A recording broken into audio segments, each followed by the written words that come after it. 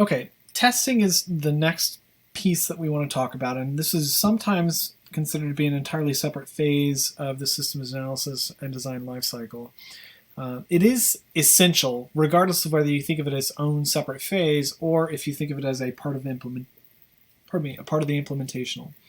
And what I mean by essential here is, again, in that sort of same sense of being irremovable, fundamental,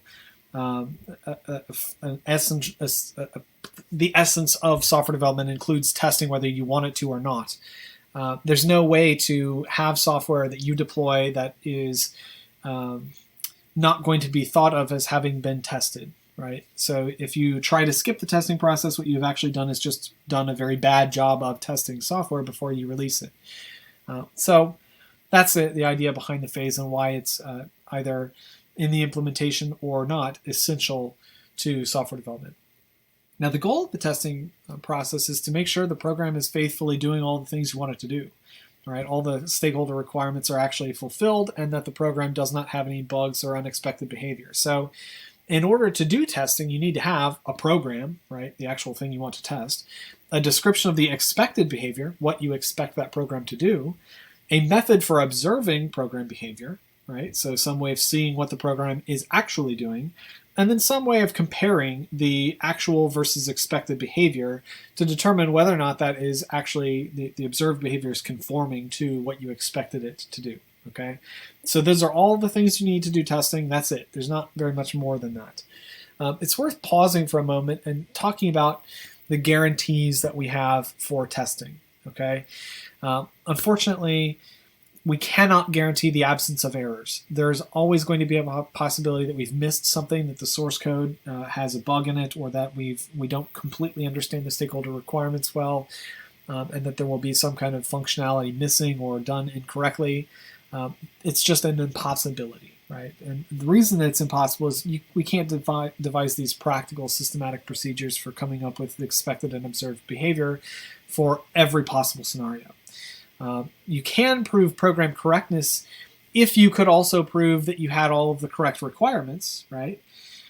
But we can't always do that either, right? So proving program correctness is problematic in the sense that we don't have the ability to come up with all of those criteria correctly.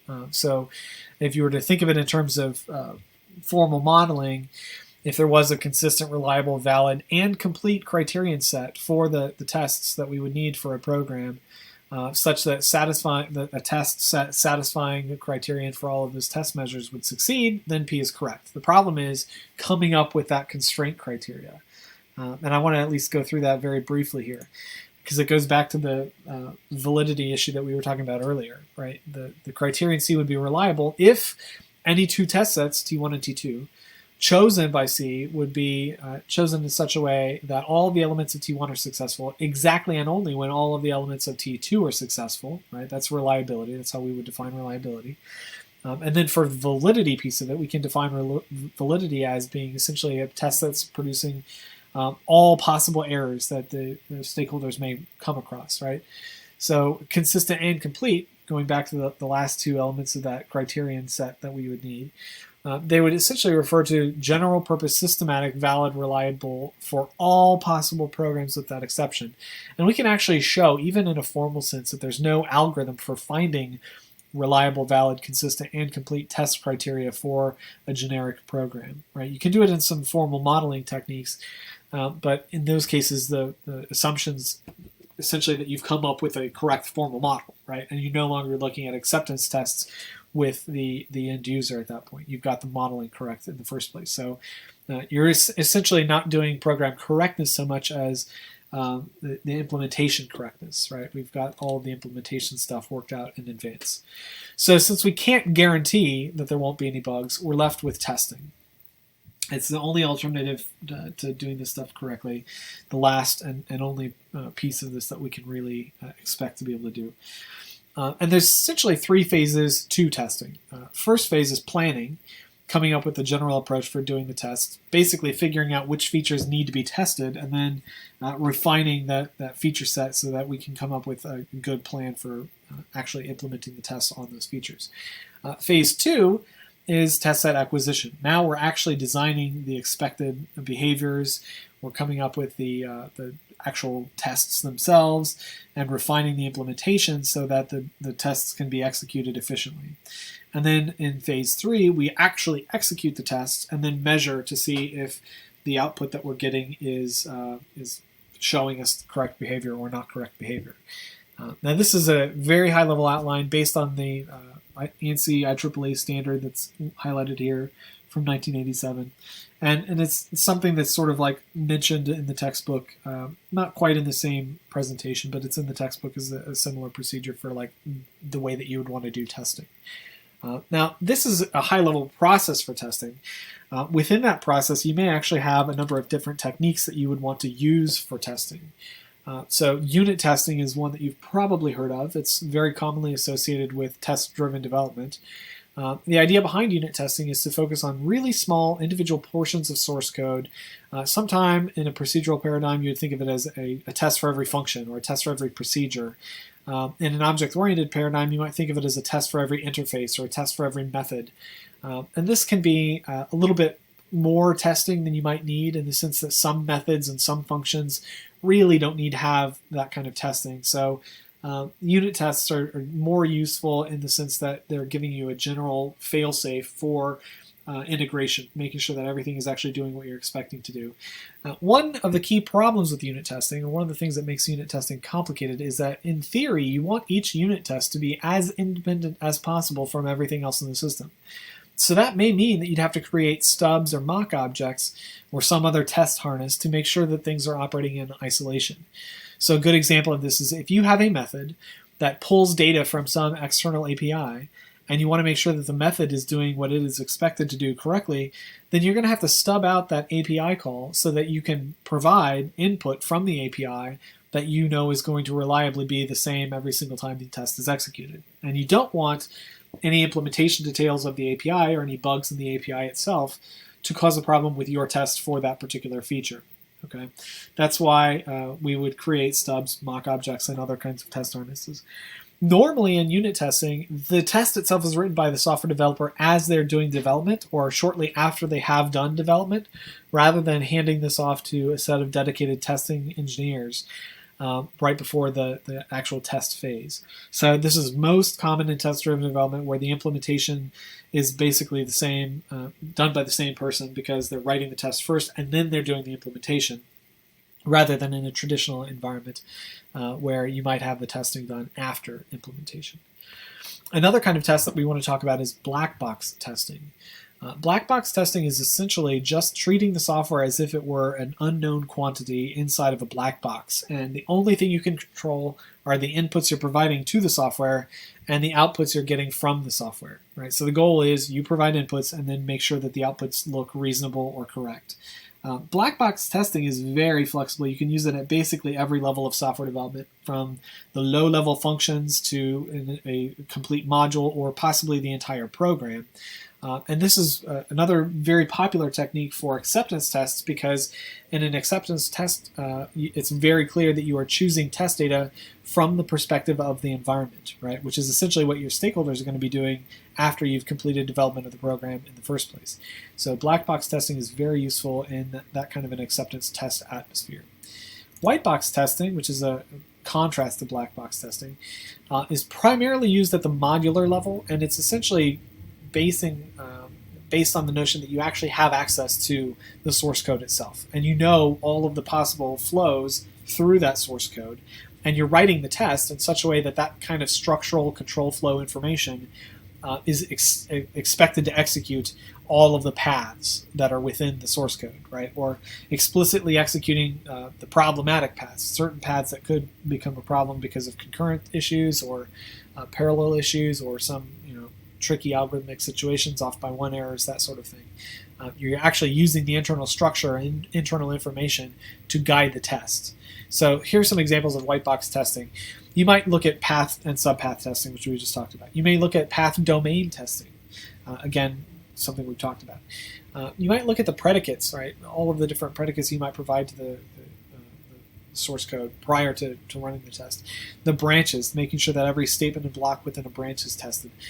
Another example that I think is a good example of something that you can only really do in a white box environment is mutation analysis, where you're taking your test set, the actual set of tests you have, modifying them slightly, and then expecting them to fail, right? Because if you've modified a test that was previously working, then it should fail in some way.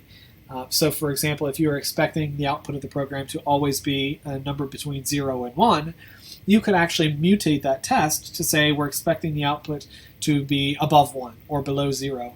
And those two should fail, and you should be able to detect that kind of a problem by having mutated the tests. So what does that buy you? Well, it turns out if you modify the test and then it doesn't fail, maybe there's a problem with your test. Because the worst thing that can happen in a test set is for your test to succeed when it really shouldn't have succeeded. Mutation analysis is a white box testing technique where you can kind of tell whether or not your tests are succeeding in the situations they should and failing in situations where they should. Another kind of testing that we need to introduce is acceptance testing. Acceptance test is basically anytime the programmer is looking for something that would be an output provided to a stakeholder based on stakeholder requirements, right? Some very specific error detection mechanism focusing on whole program execution that a stakeholder would care about. Essentially, with your acceptance test, you're really trying to make sure that you've got an answer to this question of whether or not the program does what it says it's going to be doing, using the data that would only be available to the program at the time that it would be executing. Now, a programmer can actually do as little or as much checking for acceptance testing as they think is necessary, but it's usually something that you're going to have as a last-minute check on the program prior to releasing it to a larger user base. Whether that larger user base is deployed, maintainable software that everyone is paying for, or even your very first alpha testing environment where you're kind of controlling all of this sort of stuff for the purpose of doing interaction studies. How do people actually use the software? So here's an example acceptance test that's in a somewhat non-trivial environment. The implicit specification here is the square root function, right? We have a function, this square root function that we're trying to test. And because we know what the square root is from mathematics, we can say that we have an acceptance test defined as follows. For any number that is greater than 0 and less than some other number that is greater than 0, the square root of that number, right, is going to have this maximum possible error condition, right? So we're taking the square root of this number minus the number itself, the absolute value that should be within some error range, right? Now, the reason that we're doing this is in an acceptance test, you want to make sure that the final value that you're getting is actually what you're expecting to see. And this is a way for us to verify that this is actually kind of what we're expecting to see. Computers do not have the ability to calculate perfect square roots by default. In most architectures, it's not the sort of thing that you're going to get. It might happen for perfect squares and some other values, but most of the time the square root is going to be a somewhat irrational function that will be very difficult for you to come up with a definitively correct or incorrect analysis for any of these numbers. There will be some error range. That's also true for statistical processes. A random number generator, for example. In order to test that a random number generator is truly random, you can't just run it once. You've got an error range. You have expected error range within which it might be possible for the random number generator to still be random, and an error range beyond which it wouldn't be thought of as random. Or for other statistical definitions, you may need to have this error range as well. So that's an example acceptance test for the square root function. It's the kind of thing that is very difficult to do in the general case, simply because whatever you're expecting may not be possible to compute directly. Right? If we don't have an acceptance test like this, how would we actually know that the implementation is correct in those cases? Right? A random number generator is another very good example. All right, then we want to talk about alpha and beta testing as the last kind of testing in our testing toolkit. Alpha testing is essentially conducted at the developer site, but using real-world customers. So you're bringing a customer or a user into your controlled environment so that you can look over their shoulder and examine how they are using the software and record problems and discuss them on site. That's alpha testing. Beta testing is similar in the sense that you still want to use actual end users, real people who are expected to be using the software as customers down the road, but that you're not doing it on site. It's generally not done in your own controlled environment. This is generally the first live version of the application that goes off into the environment and is no longer directly controlled by the developer. Now that's a little bit of a misnomer with web applications, because a web application, the software developer does have much more direct control over than deployed software that gets installed on an operating system and then would be maintained from there on out by the customer. But they're both live in the sense that they're facing actual users and the actual user's browser, the actual user's computer, rather than some kind of a controlled browser or a controlled environment on site. So the customer is responsible now for recording any problems that they might encounter and returning that feedback to the developer at some kind of a regular interval. Whereas with alpha testing, you could do that yourself. You could see the problem as it happens and record it in whatever fashion you want. Okay, so that's the last slide that we have in the implementation lecture. And I've got new discussion boards online. I'm sure you've seen them on Blackboard. One thing that the grader has requested as you are discussing this lecture on Blackboard, make a substantive comment. If you're not making a substantive comment, if you're saying something like, oh, thanks, or this is great, you're not going to get credit for responses like that in the discussion board. That said, I'm not grading the discussion boards for the purpose of harshly controlling whether or not you're saying anything super interesting or raising like the most critically important questions about the topic. I'm more interested in doing it, as I said when we introduced this, as a way of gauging participation in the course. So a comment like, oh, that's cool, that's not really participating in the course. It's very hard for us to give you participation credit for a comment of that nature. You need to have something a little bit more substantive than that, or at least a little bit more focused on like what we're actually interested in discussing in the class. Other than that, I think that's all I have for this week, and I will try and get back to you during the Q&A session on Thursday.